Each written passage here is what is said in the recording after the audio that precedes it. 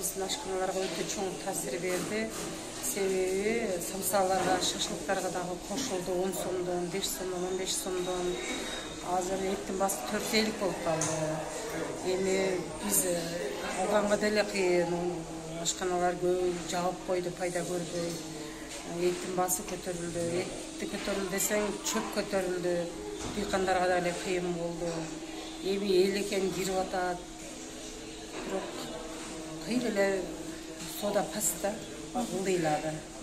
Мурун 50 сомдон, азыр олар 60 сом болуп калды. 80 сомдуктарыбыз 90 сом, 90 сомдуктар 110 болуп калды. Шашлыктарыбыз 90, кыймасы. Мал эти 100, кой эти 110. Ошолор дагы кымбатта биздин карапайым эл үчүн. Базардан эле, касаптардан эле алдырабыз.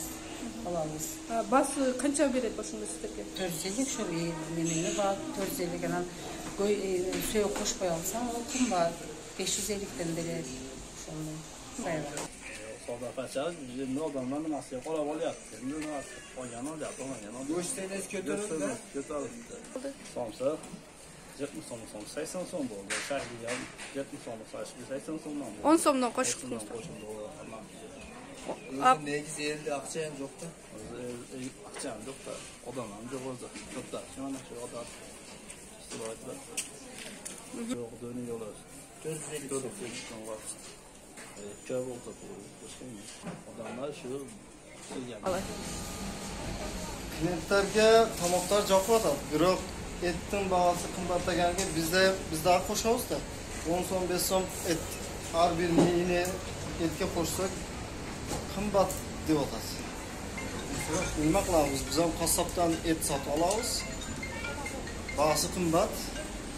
Biroq qassoblarni ham tushunish kerak. Nega? Mol qo'ylarda jemishi qimmat hozir. Ularda ham boqish kerak-da. Xudoga qaraganda qila ozayib qolgan. Biroq niyasilar